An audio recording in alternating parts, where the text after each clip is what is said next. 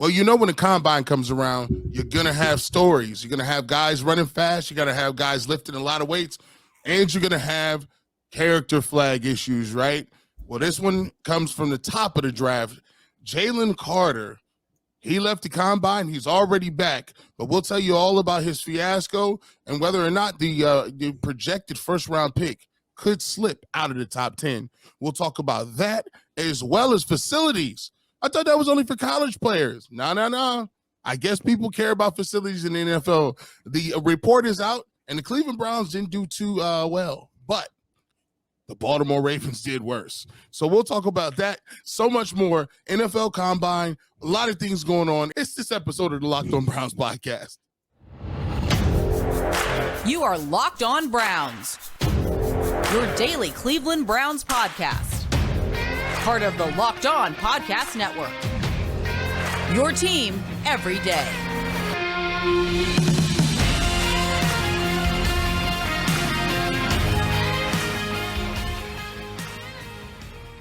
Welcome back, my friends, to the show that never ends, your daily delivery of all things Dog Pound LGB on the LOB, the Locked On Browns podcast, brought to you by the Locked On Podcast Network, your team every day.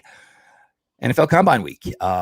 We've now gotten to the point where guys are starting to work out, so we're going to break it down here. Your host, Jeff Lloyd, at Jeff_LJ_Lloyd, from the Ultimate Cleveland Sports Show, 92.3 The Fan, on-air personality, Garrett Bush, Barbershop Open. Every Saturday, you can catch UCSS, obviously, Monday through Friday, 11 to 1 live on YouTube. And for any other appearances or any other questions, make sure you're following at GBush91. We appreciate everybody who makes Locked On Browns their first listen every single day, whether it's free, always available on your favorite podcast platform here on YouTube. Make sure you subscribe, notifications on. Throw some likes on the episode for you guys. And of course, you got Roku. Go ahead and search Locked On Cleveland Sports. You will find us here. You will find Locked On Guardians. You will find Locked On Cavaliers. And also the Ultimate Cleveland Sports Show. As we jump into this year, the headline of the 2023 NFL Combine to this point has not been the players themselves, has not been the workouts. It has been some questionable character off the field, regarded top 5 overall picks. Some people maybe feel the top overall player in this draft, defensive tackle Jalen Carter out of the University of Georgia. As everybody kind of understands now, Jalen Carter, there's questions about the evening of January 15th. As everybody should know now, there was a Georgia staffer and a Georgia player in another vehicle. Car overturned, accident. 2 young people lost their lives. The question now is the police, in their belief of what exactly where Jalen Carter was that evening. Was he closer to them? Was there, incidents maybe of racing, these things? Jalen Carter is not helping himself that he had a speeding ticket in September going 89 into 45. Todd McShay came out, I guess it was probably, mid to late December, and talked that, there were some character concerns with Jalen Carter, which a lot of people wanted to flame Todd McShay at the time. Obviously, maybe some apologies are due there to Todd McShay. Since then, Jalen Carter has gone back to Athens, Georgia. He has, basically been booked on both charges. He has paid $4,000 in bail. He's already back in Indianapolis as we speak, finishing what he can here. He was never going to work out anyway, so that's obviously not changing anything. But back in Indianapolis, to try and, get his meetings in, finish up everything from that front. I think, for me, Garrett, is I think the Athens police are looking for answers. They want to make sure exactly and understand what happened that night. It's not sadly going to bring back either of those 2 young people's lives. Maybe, finding out exactly what happened brings some solace, brings some peace to those families, as they are certainly going through some very, very, very difficult times. For Jalen Carter, as far as, does this affect draft stock? In my opinion, it's too early to tell. I always believe the NFL's got more of a moral soul, a moral compass, or maybe I believe that they will eventually have more of a moral soul, moral compass than they actually do. A lot of things are great in lip service and things of that nature. The NFL is a business, and it's all about business. And in order to provide big business, big tickets, big stars, doesn't really matter if they have flaws. And, us as Browns fans, I think we all understand that right now. If you're a superstar, you can be a flawed superstar. I'm not so sure the NFL cares too much about it. There'll be more that comes on this, obviously, with Jalen Carter in the weeks, days to come. Does he still go top 10? Probably. Does he get worse? Maybe go top 20? Probably. Is there any chance the Cleveland Browns see him at selection 42? Not a chance in hell. But, certainly, not the timing for Jalen Carter here, but who knows? And I got to believe in the swiftness, Garrett, in how quickly he got back to Athens, took care of this part, got back to Indianapolis. I have a hard time believing that his camp didn't know this was coming. Yeah, I look at it like this. There's, first and foremost, I want to go to the safety angle. A lot of times, we kind of seen some of the same things with Myles Garrett driving fast. And in this case, two people lost their lives. And so, at some point, you got to realize that you got to do, you got to learn your lesson. And if you can't learn your lesson from, people losing their lives from driving recklessly, then you're going to have to actually sit down a little bit.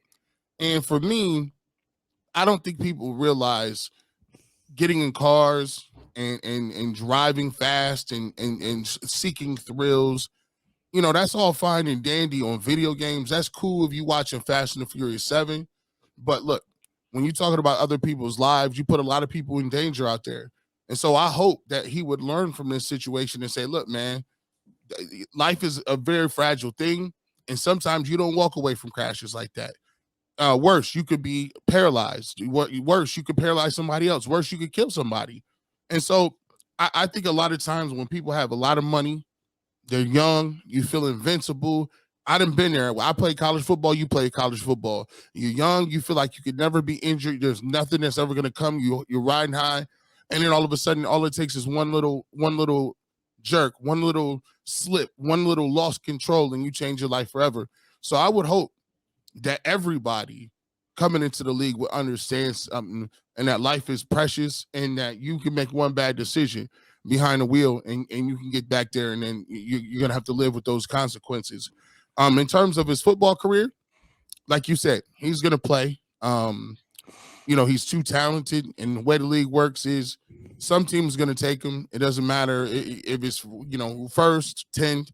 He may lose a little money, if he slips out of the top 10 because of character issues, because of his discrepancy and what he told the police. Best believe today they're asking him about that.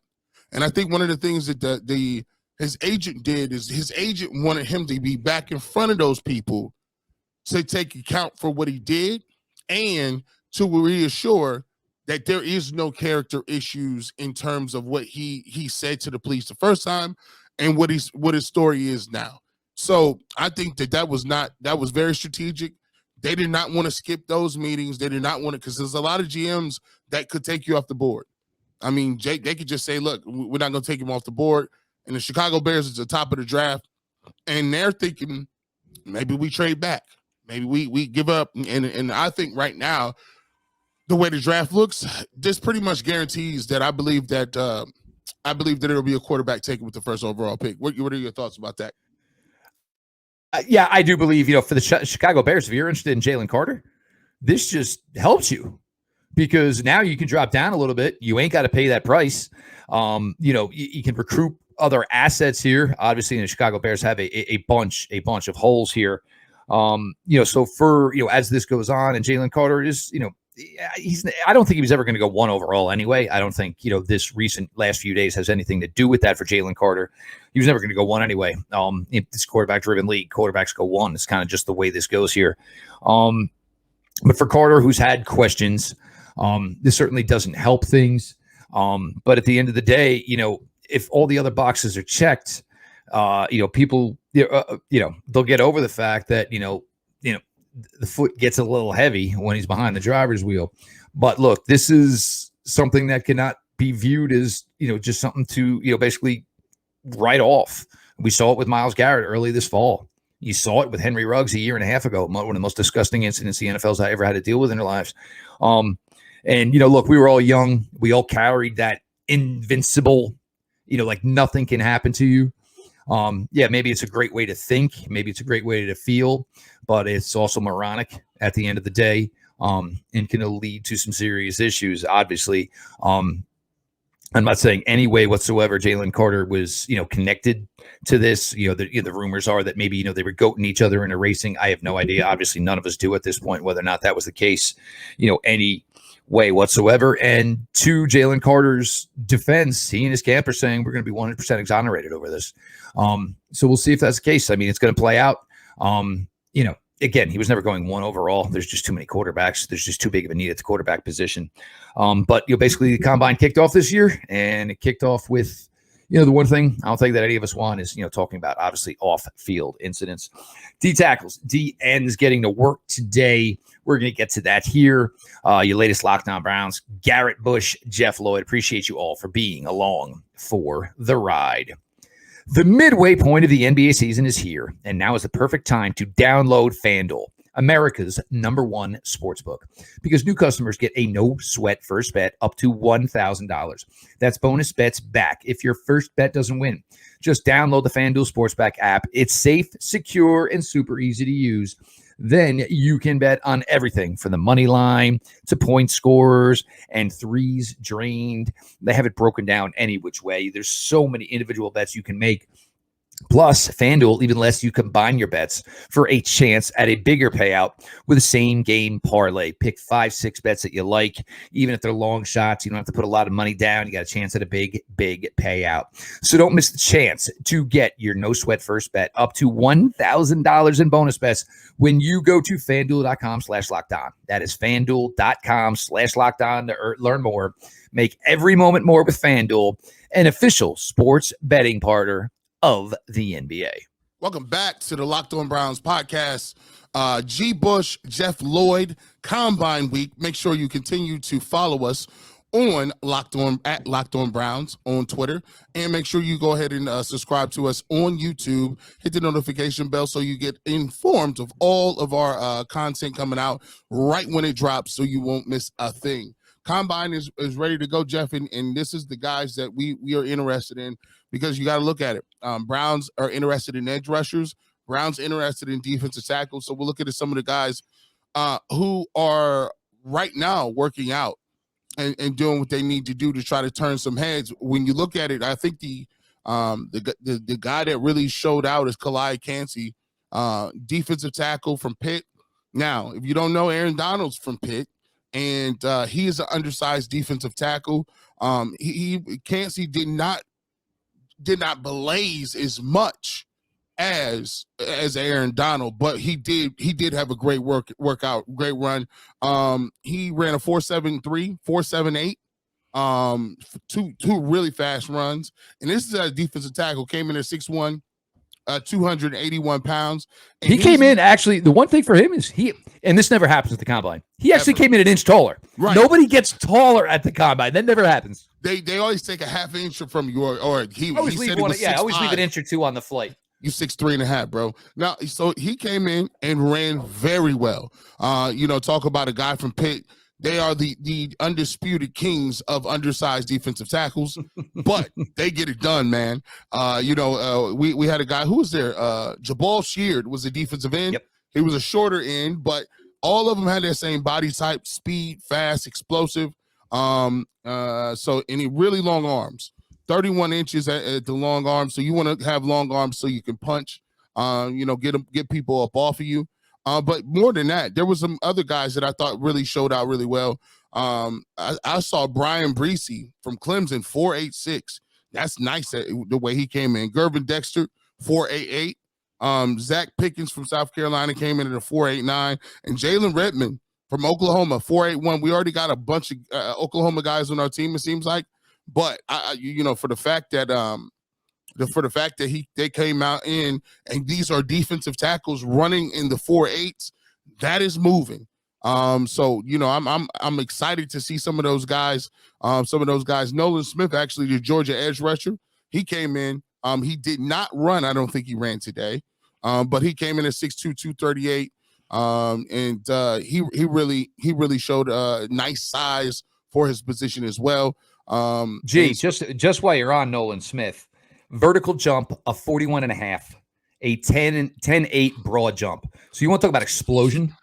right there. That is absolutely, that's crazy. It's bananas. Come on now. Listen, and he's a guy, and I talked to some people.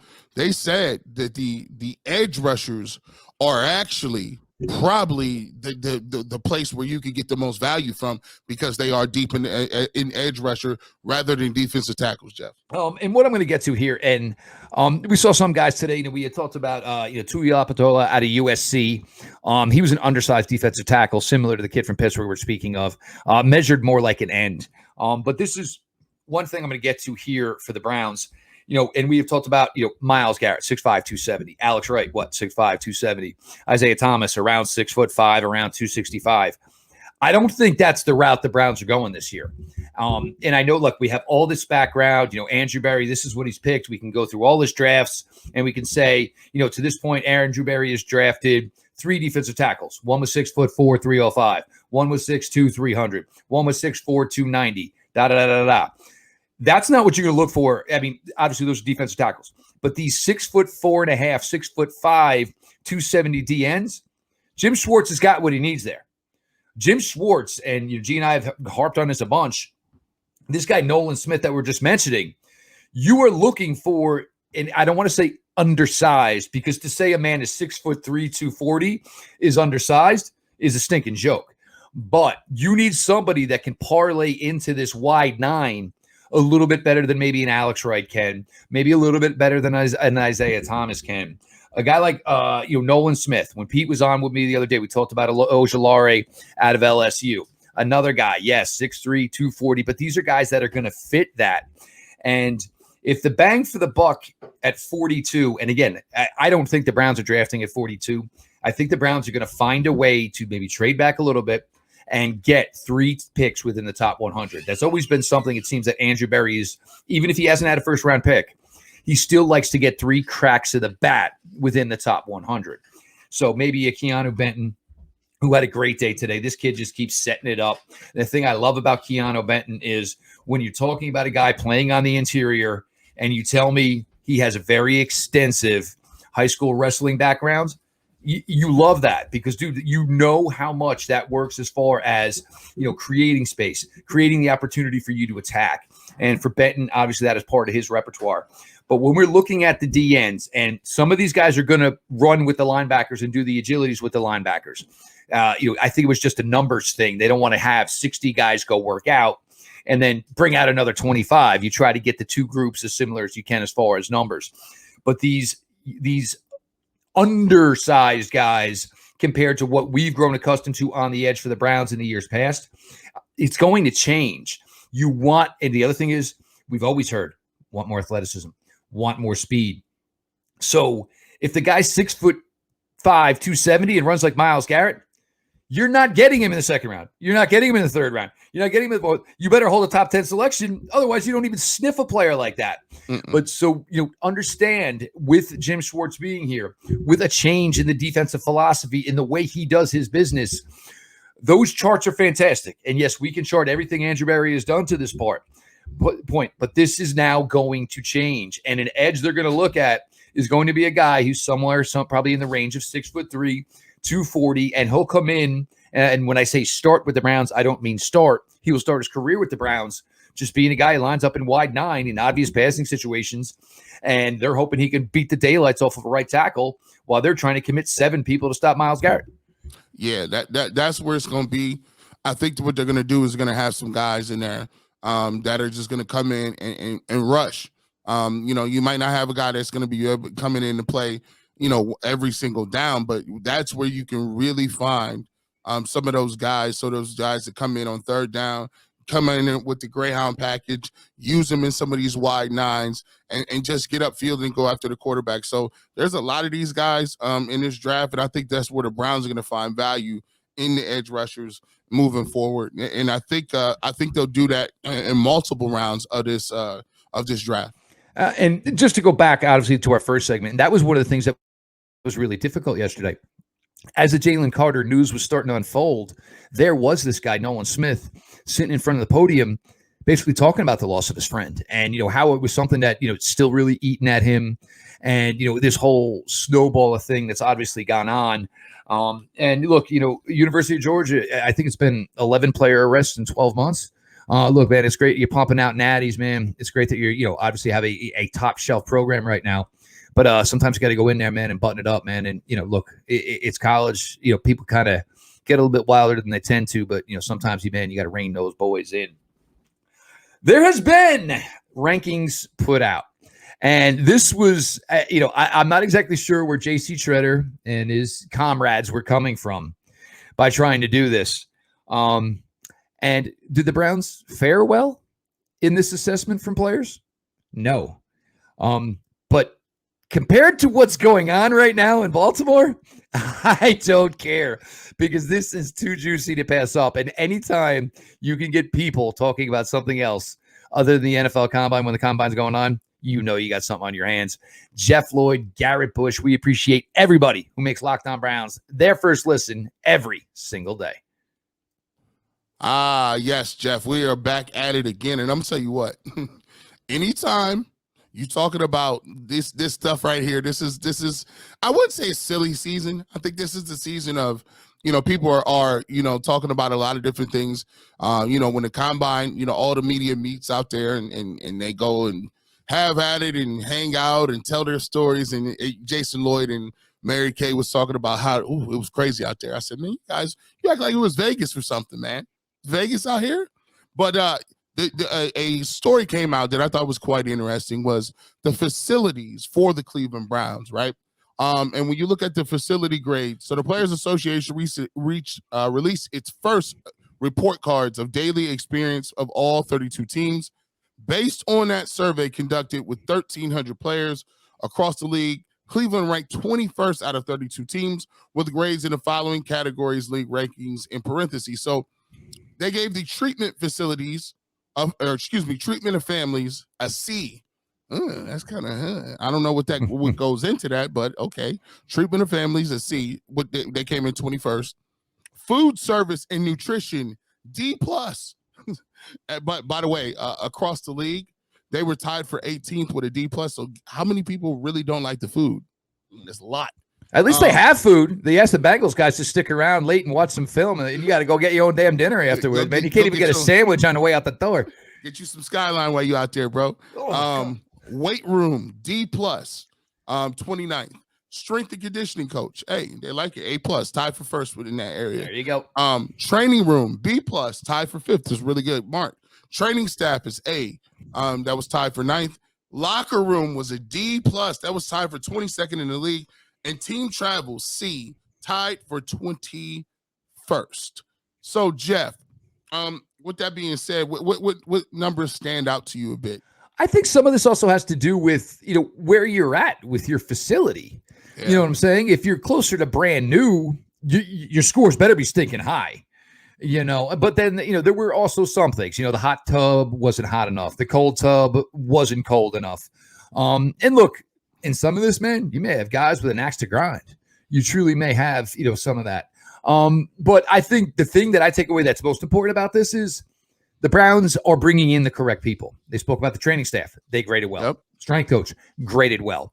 Now, where this shifts, and if you're not following any of Baltimore Ravens Twitter today, and all it takes sometimes is one guy to maybe have the courage to step up and say some things.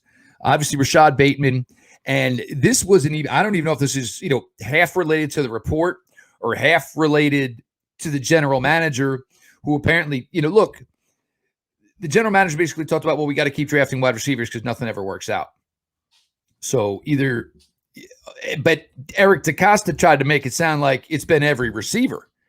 Well, man, you've drafted 10, 11 receivers in 6 years. None of them panned out. Wow. Not any of them panned out. And now you have Rashad Bateman, and he's probably talking about it from both ends. He thinks, the injury and recovery is horrible. And you have former players there. Guy Carl Davis was a solid player for Baltimore Ravens. He was being pushed at 5 months to try and do more after an ACL injury. He's like, this is exactly the max of what I'm supposed to be doing right now. Questioning his heart, questioning his work ethic. Another player jumped in, said, I had a 5-year career. Never had an injury in my life. I finished on IR 3 years in a row the time I was in Baltimore. They're flaming the Baltimore Ravens in the way they run. And if you wonder why a certain franchise quarterback who's been a league MVP has not put pen to paper on committing the next 6-7 years of his career to this franchise, now maybe you start to see why. There's questions behind this. Look, no NFL franchise is perfect. We're not naive enough to understand this. But how in the world can you go to the point where you would invest with your quarterbacks, some other players, over $100 million guaranteed, over $40 million guaranteed, $50 million guaranteed, $60 million guaranteed, and you can't get with them what you need? Like, I mean, for a player to say, man, the hot tub ain't hot. Dude, you ain't got a guy that comes in on Monday, every Monday, and maybe every Thursday. Dude, first off, clean the freaking thing, because God, I'm saying players aren't showering and going to the hot tub. They're going right from the workout to the hot tub. That sucker needs to be drained every 48 hours. But how can you not do this? How can you have a franchise? And, look, there's others as well. But how can Joe Burrow stay late watching film and have to pick up his DoorDash and get some pizza sent to the freaking facility? I mean, but you're trying to tell this guy, in all reality, we're going to commit more than $235 million guaranteed to you, but we can't even get you a couple pizzas in here because you're staying late, putting in the detail that is required to be a star. It tells you a lot of things about this way this league is. And when a lot of people say, the ownership in this league, they are way past their prime, they don't care about their players, the proof's in the pudding. And that's what these numbers tell you. And, look, there is a lot of camaraderie in this league.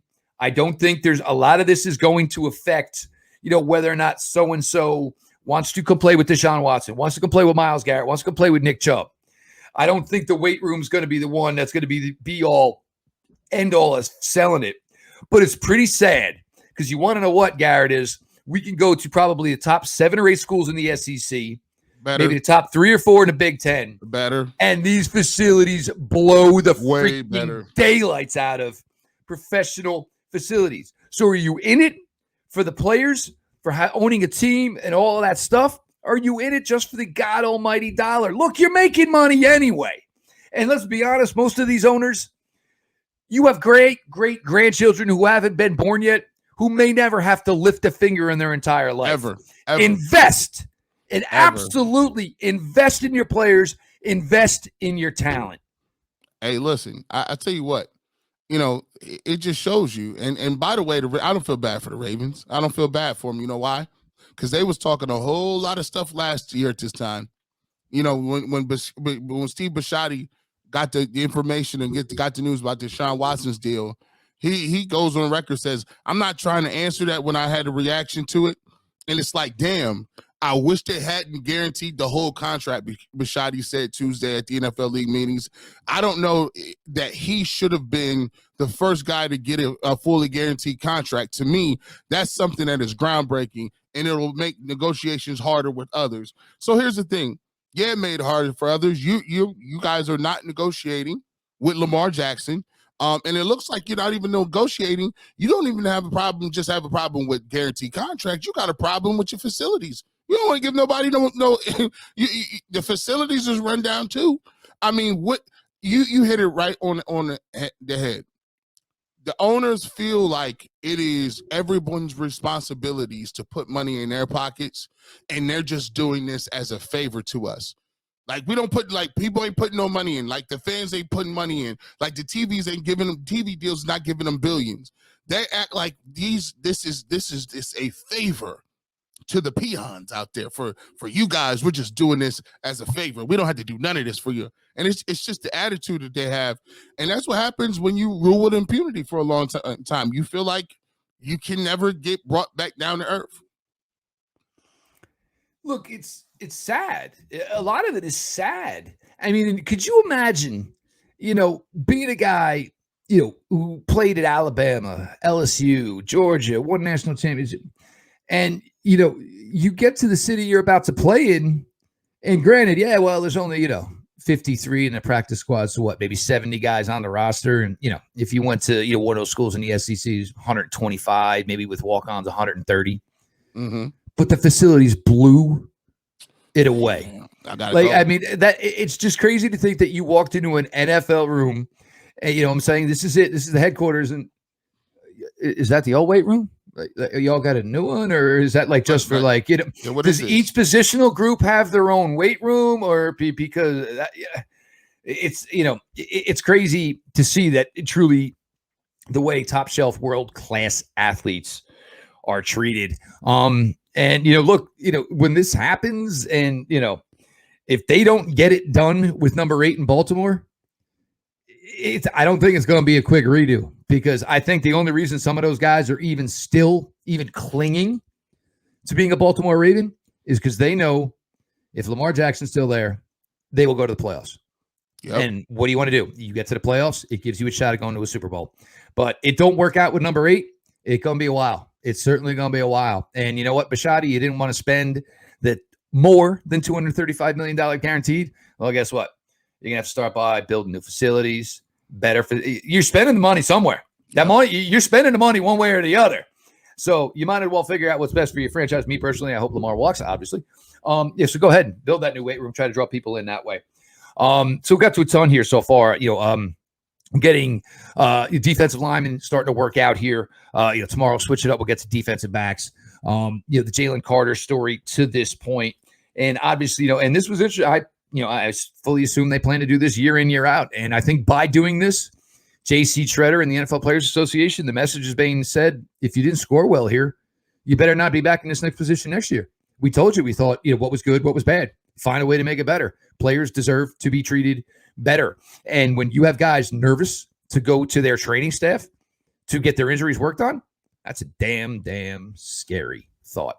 He is Garrett Bush, Ultimate Cleveland Sports Show, Monday through Friday, live YouTube 11 to 1, Barbershop every Saturday morning, 92.3 The Fan. Make sure you're checking that out. Other appearances, certainly other shots to catch Garrett.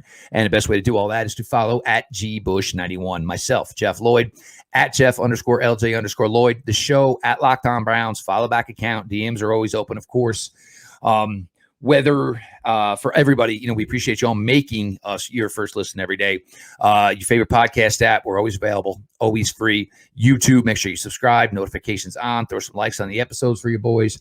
And I told you got Roku? Go ahead, Locked On Cleveland Sports. You will get Garrett and I here 5 days a week. Ultimate Cleveland Sports Show, 5 days a week. Guardians, Cavs. It's time, man. Everything kind of in bloom here now. I see everybody kind of starting to matriculate back here towards Browns coverage because the offseason gets you, going. As of course, I get it. And we appreciate every single one of you for coming back here every day. This has been your daily delivery of all things Dog Pound. LGB on the LOB. Let's go Browns.